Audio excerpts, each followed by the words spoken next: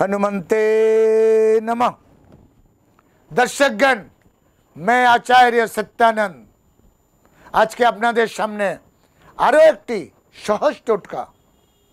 একটি টোটকা অনেকগুলো ওয়ার্ক, অনেক জায়গা দখল করে নেবে। মানুষ আশাতে বেঁচে থাকে। মানুষের বেঁচে থাকার মূল মাধ্যম হচ্ছে আশা। আশা না থাকলে বাঁচবা, বেঁচে থাকার কোনো উদ্দেশ্য হয় না। প্রত্যেকটি মানুষের মধ্যে কোনো না কোনো আশা পল্লবিত হচ্ছে। কেউ মনে করে আমি একটা বাড়ি বানাবো, কেউ মনে করে আমি একটা ওই যে গাড়িটা দেখা যাচ্ছে সেই গাড়িটা আমি কিনবো, কেউ ভাবে একটা এসি আমি লাগাবো, কেউ ভাবে একটি ফার্ম হাউস কিনবো।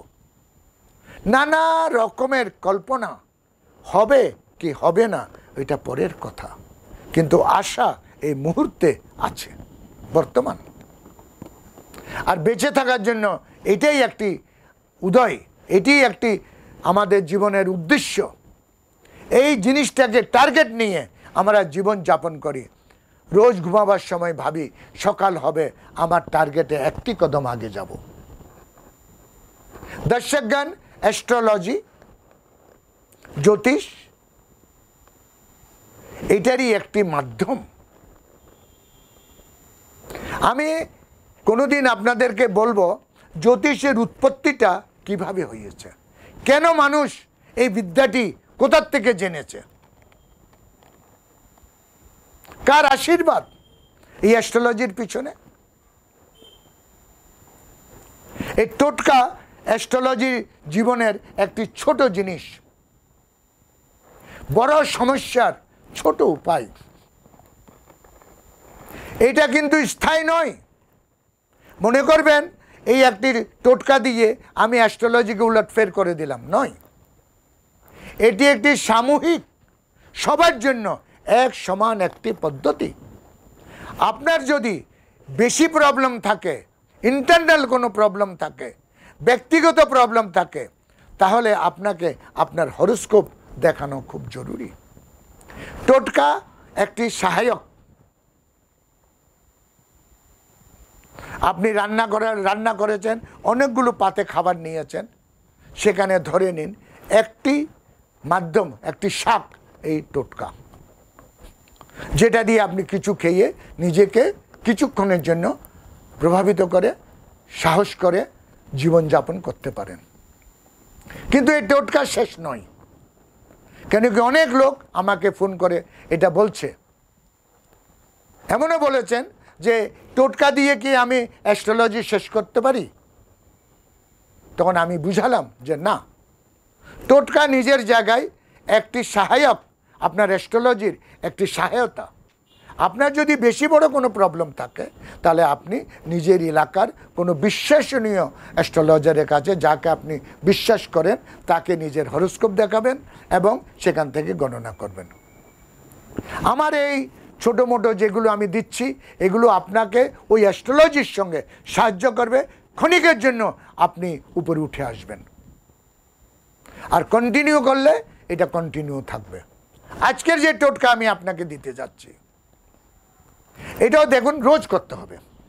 আপনি রোজ স্নান করেন, আমরা রোজ স্নান করি। স্নান একটা পবিত্র জিনিস। স্নান করার অর্থ হচ্ছে রাত্রে শোয়ার পর পুরো নেগেটিভ এনার্জি আমাদের বডিতে চলে আসে, ম্যাগনেট হয়ে যায় পুরো বডি। মনে রাখবেন, পুরো বডিটা ম্যাগনেট হয়ে যায়। সকালে যদি কোনো সিল্কের জামা পরে খুলেন, চটচট চটচট আওয়াজ হবে। ওখানে কাগজ রাখুন, কাগজটাকে ছোট ছোট টুকরো কাগজ রাখুন, কাগজটাকে টেনে নেবে, পুরো বডি ম্যাগনেট। আমরা যখন স্নান করি, এই নেগেটিভ এনার্জিগুলোকে জল দিয়ে প্রভাবিত করে দিই, যার জন্য স্নান করার পর আপনার খুব আনন্দ লাগে, খুব ভালো লাগে। ওরা স্নান করতে চাইবে না যারা নেগেটিভ এনার্জি নিয়ে বেশিভাবে লটকে আছে। অনেক লোক স্নান করতে চায় না, তাদের মনের মধ্যে এত নেগেটিভ এনার্জি, তারা পবিত্র হতে, নিজেকে পজিটিভ এনার্জি নিতে ইচ্ছাই রাখে না। আজকে আমার টোটকা ওদের জন্য যারা রোজ স্নান করে। মনে রাখবেন, যদি স্নানের জলে আপনি কাঁচা দুধ, একটু দুধ, 2 চামচ দুধ মিলিয়ে দেন, স্নানের জলে যদি 2 চামচ দুধ মিলিয়ে দেন, তাহলে বলা হচ্ছে যে আপনার রোগ মুক্তি পাবেন, রোগ থেকে মুক্তি পাবেন। দুধ কিন্তু অমৃত। স্নান হচ্ছে নেগেটিভ এনার্জিকে বের করে দিয়ে পজিটিভ এনার্জিকে আনা একটি চরম মাধ্যম আপনার ভাগ্যবান হওয়ার পিছনে। দ্বিতীয়ত, যদি আপনি স্নান করার জলে যদি 1 চামচ আধা চামচ হলুদ মিলিয়ে দেন, হলুদ বৃহস্পতির লক্ষণ, তাহলে বলা হচ্ছে আপনার ভাগ্য উদয় হবে, তাহলে আপনার ভাগ্য উদয় হবে। আপনারা জানেন, যখন কোনো মেয়ের বিবাহ হয় তাকে হলুদ দিয়ে স্নান করানো হয়, এটাকে উপটান বলা হয়। কারণ ও নিজের জীবনে যে আরেকটি জীবনে যাচ্ছে, সেখানে তার ভাগ্য উদয় হোক। এগুলো সব শাস্ত্রে বর্ণিত।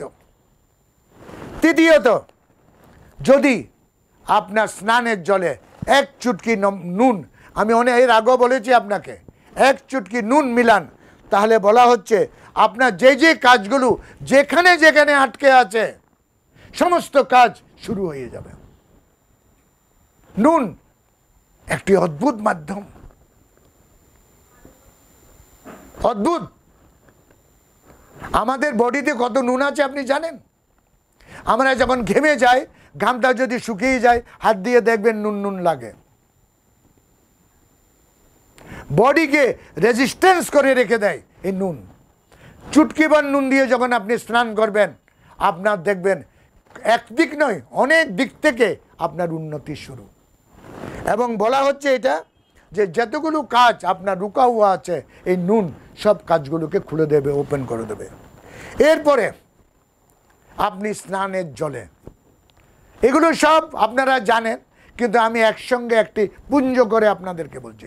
যদি সুগন্ধিত ফুলের পাপড়ি দেন, যেগুলো রাজা মহারাজারা যখন নিজের টবে স্নান করত তারা করত, সুগন্ধিত ফুল যেমন গোলাপ, চামেলি, যে কোনো সুগন্ধিত ফুলের যদি পাপড়ি দিয়ে যদি আপনি স্নান করেন, তাহলে বলা হচ্ছে আপনি রেসপেক্ট পাবেন সমাজে, আত্মীয় স্বজন প্রতিবেশীর কাছে সম্মান পাবেন।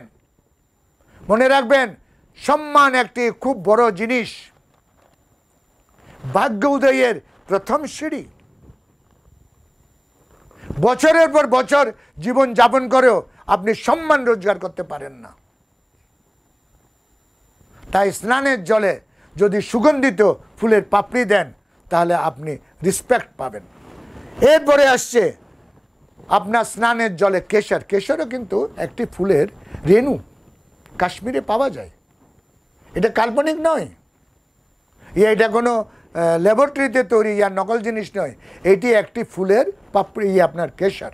কেশর মানে হচ্ছে তার আমাদের যে পাপড়ি হয় সেই জিনিসগুলো, রেণু। ফুলের রেণুকে, একটি বিশেষ ফুলের রেণুকে কেশর বলা হয়। দুনিয়ার সমস্ত দামি জিনিসে, ওষুধালয় থেকে নিয়ে, ওষুধ থেকে নিয়ে, খাবার থেকে নিয়ে সব জায়গায় এটা ইউজ হয়। যদি স্নানের জলে যদি আপনি যদি কেশর মিলিয়ে দেন, তাহলে আপনার বুড়া সময়, খারাপ যে সময়টা চলছে, এটা অদ্ভুতভাবে কেটে যাবে, অদ্ভুতভাবে। এরপরে বলা হচ্ছে যে কালো তিল, কালো তিল যদি আপনি স্নানের জলে মিলান, তাহলে বলা হচ্ছে আপনার দারিদ্রতা দূর হয়ে যাবে, দারিদ্রতা। দর্শকগণ, আপনাদেরকে স্নানের এই টিপসগুলো দিলাম, এই রেমেডিগুলো দিলাম, এই টোটকাগুলো দিলাম, সময় অনেক লেগে গেছে। তাই আমি আজকে বিদায় নিচ্ছি, কাল আবার একটি টোটকা নিয়ে আপনাদের কাছে আসছে।